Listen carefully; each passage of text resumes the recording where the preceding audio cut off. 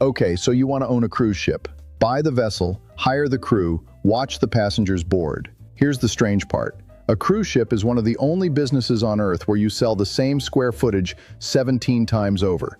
The cabin, the restaurant, the spa, the casino, the bar, all to the same customer, all in the same week. And it's also a business where the company can carry 3 million passengers a year and legally pay 0 federal income tax. By the end of this video, you'll know exactly how that works, how cruise lines actually make money once people are on board, why filling every cabin still isn't enough to guarantee a profit, and why owning a cruise ship is nothing like the vacation business most people think it is. Cruise ships come in 3 sizes, and they are 3 completely different financial commitments. A small expedition vessel, the kind that takes 300 passengers to Antarctica or the Galapagos, runs between $50 and $150 million. For that price, you get tight cabins, a serious itinerary, and a very specific customer who researches every port before they book. A mid-size ocean liner, somewhere around 2,000 passengers, costs between $400 million and $700 million. Think of the older Royal Caribbean and Carnival ships still running routes through the Caribbean. And then there's the top of the market, where the numbers stop making intuitive sense. The Icon of the Seas, launched by Royal Caribbean in January 2024, cost $2 billion to build. It carries 7,600 passengers, has 7 pools, 6 water slides, an ice skating rink, and a neighborhood called Central Park with 20,000 live plants on board. The ship alone is the size of a small city block, and it needs to fill roughly 90% of its cabins on every single sailing just to cover its operating costs. The vessel is just the beginning. 2 more costs most people never factor in. First, the crew. The Icon of the Seas requires a crew of 2,350 people to operate. That's 1 crew member for every 3.2 passengers. Most of those crew members are recruited internationally, housed in the lower decks, and work contracts of 4 to 9 months without returning home. Royal Caribbean's total crew costs across its entire fleet exceeded $1.4 billion in 2023. The second cost is the flag. Almost every major cruise ship in the world is registered in Panama, the Bahamas, or Liberia. Not because the companies are from there, but because those flags allow the ships to operate under foreign maritime law, pay dramatically lower corporate tax rates, and hire crew at wages that would be illegal if the ships were registered in the United States. It is completely legal. It is the structural foundation of the entire industry's profit model. Even the most recognizable American-branded cruise company in the world has never actually been an American company in any legal sense that matters to the IRS. Now we get to the question that actually matters. Where does the money come from? Most people assume it's the ticket. They're wrong. The ticket is almost a decoy. Carnival Corporation, the largest cruise company on the planet, reported that in 2023 onboard revenue, meaning everything passengers spent after boarding, accounted for $6.1 billion out of its $21.6 billion in total revenue. That's more than 28% of all income generated after the passenger was already locked on the ship with nowhere else to spend money. Here's how that breaks down. Every cruise ship runs its own casino. Unlike land casinos, there's no state gaming commission, no licensing fee, no local competitor across the street. The house edge runs exactly the same as Las Vegas, but the customer base is captive. You're on the water. The nearest alternative is 300 miles away. Drink packages are another engine. Royal Caribbean's premium drink package runs $109 per person per day. A family of 4 on a 7-day cruise pays $3,052 just to drink.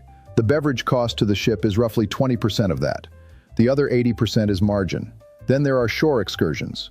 When the ship docks in Nassau or Cozumel, the cruise line doesn't just drop you at the pier. It sells you a snorkeling tour, a rum tasting, a catamaran ride, a zip line. Royal Caribbean's shore excursion business generates over $800 million per year. The local operators who actually run those tours receive a fraction of that. The cruise line takes the spread. And then there's the most quietly profitable item on any ship, the specialty restaurant. The buffet and the main dining room are included in the ticket. But the sushi bar, the steakhouse, the chef's table, those carry surcharges of $30 to $150 per person per meal. On a 7,600 passenger ship running at 90% capacity, if just 15% of passengers pay a $50 specialty dining surcharge on any given night, that's $51,300 in a single dinner service, at margins above 70%.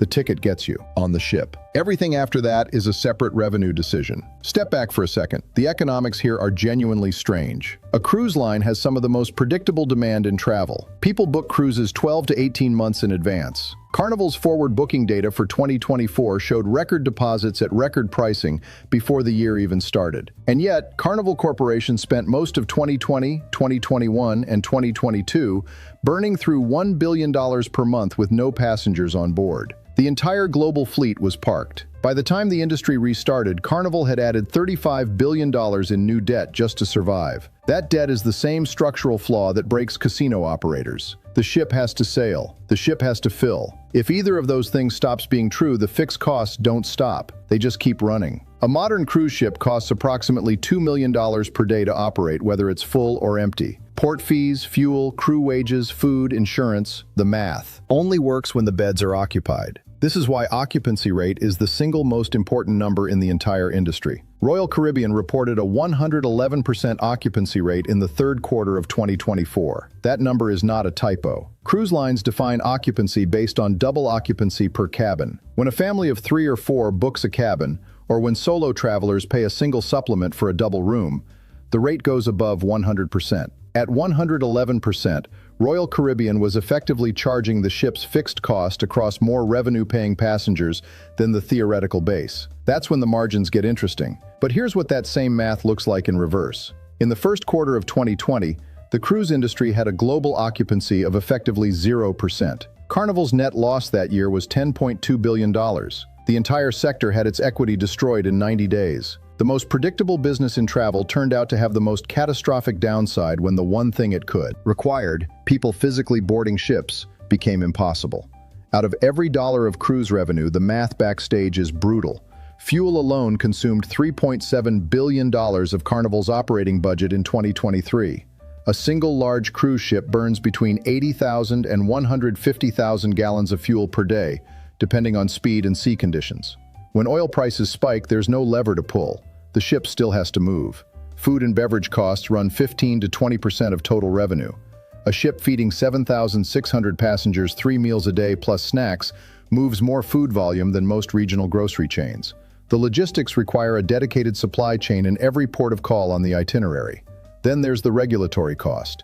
Every ship is subject to inspections by the U.S. Centers for Disease Control under the Vessel Sanitation Program.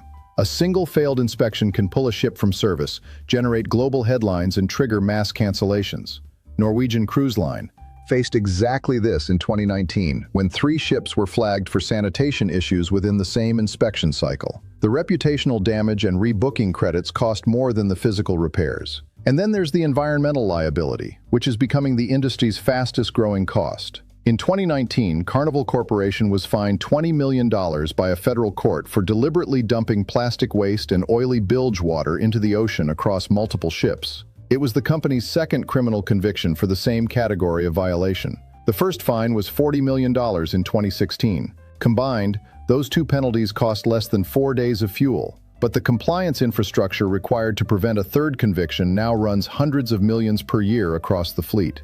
The environmental problem isn't going away.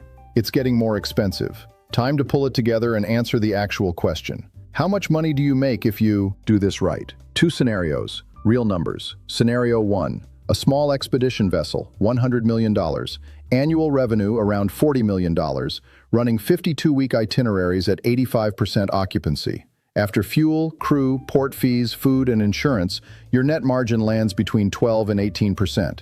Real profit, $5 to $7 million per year.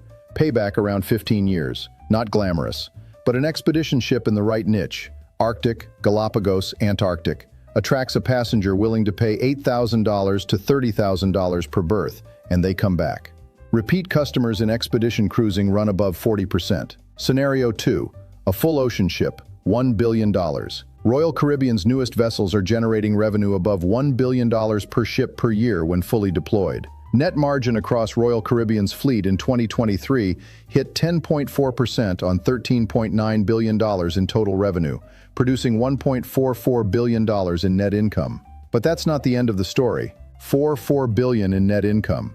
But that number came after 3 years of losses totaling over $10 billion during the pandemic. If you survive long enough, the rewards are real. Mickey Arison, whose family controls Carnival Corporation, is worth approximately $8 billion. The 3 companies that dominate global cruising, Carnival, Royal Caribbean, and Norwegian, collectively carried over 36 million passengers in 2023 and generated combined revenue above $40 billion.